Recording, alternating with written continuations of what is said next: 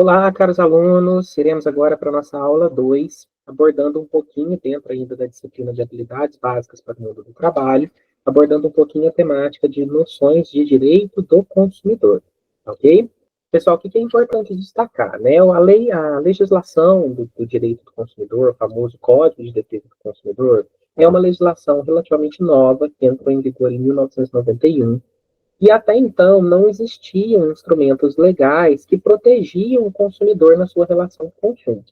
Então, garantias de produto, direitos a ressarcimento, direito à troca de produto, né, direito a reparo, né, eram coisas oferecidas pelos montadores de eletrodomésticos, veículos, pelos prestadores de serviços, né, pelas indústrias de alimento, mas eram oferecidos sem um amparo ou obrigatoriedade legal.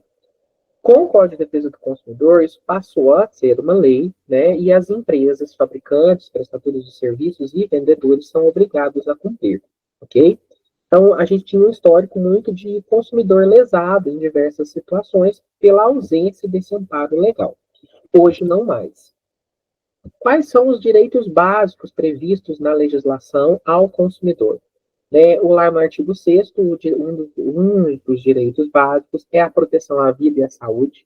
Então, o Código de Defesa do Consumidor diz que todo fabricante, fornecedor de produto, vendedor deve zelar pela vida e a saúde do consumidor. Ele deve manter a educação para o consumo, por isso, por exemplo, a gente vê tanto em instruções nas embalagens na hora que a gente vai consumir. A liberdade de escolha de produtos e serviços, então é o consumidor que decide o que ele quer comprar ou a quantidade que ele quer comprar, tá? Ele tem essa liberdade de escolha. O direito e acesso à informação, então tudo que o consumidor quer saber sobre como o produto é feito, os ingredientes que vão nele, ou os componentes, o modo de funcionamento, tudo isso deve ser disponibilizado. A proteção contra a publicidade enganosa e abusiva, então nenhuma instituição, né, indústria, comércio, seja lá qual for, né, pode fazer uma publicidade mentirosa, né, e tentar enganar aí o consumidor. A proteção contratual, muito aplicada aí a prestações de serviços, então, por exemplo, um contrato com uma empresa de operadora de telefone, um contrato com uma empresa, né, que presta um serviço, por exemplo, como uma construtora, né, enfim, havendo contrato, o consumidor ele deve estar protegido por este instrumento legal, que é o próprio contrato, tá? E esse contrato ele não pode contrapor a própria legislação do consumidor, ou seja, dizer algo em contrário. O direito à indenização, então, dependendo do caso, da forma como o consumidor for lesado, ele tem direito à indenização. E, claro, o direito do acesso à justiça. Então, o consumidor que se sentir lesado, entender que a lei não foi cumprida, ele pode buscar a justiça.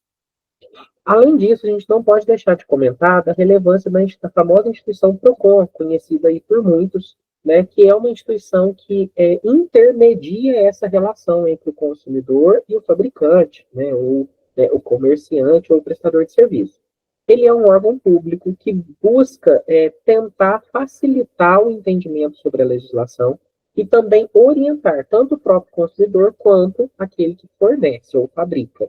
O consumidor, o PROCON, normalmente, ele é procurado pelo consumidor que está se sentindo lesado. E se o PROCON entender que realmente procede a informação, o PROCON ele tem autonomia para buscar esse fabricante, esse comércio, esse prestador de serviço, né, e tentar promover ali uma conciliação, alertar, instruir, tá? Ambas as partes. Ele recebe reclamações, né, periodicamente, e é muito comum o PROCON ele estar ligado às prefeituras nos municípios, para conseguir atingir, né, a maior parte dos consumidores.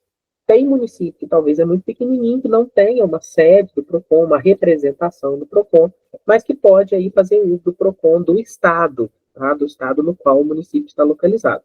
Mas é muito comum a maioria dos municípios terem ali um escritóriozinho representado aí por servidores municipais que exercem essa função de orientação, né, pelo PROCON.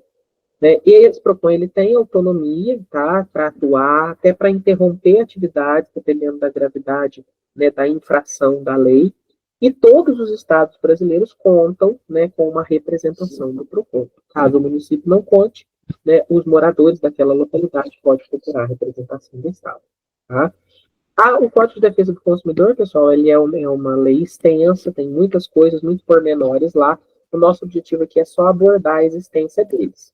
Para vocês, enquanto futuros trabalhadores, independente da área ou localidade onde irão atuar, é importante saber da existência desse Código de Defesa, né, porque seja na posição de consumidor ou na posição de colaborador de uma instituição, a gente precisa, né, saber da existência dessa lei e tentar cumpri-la.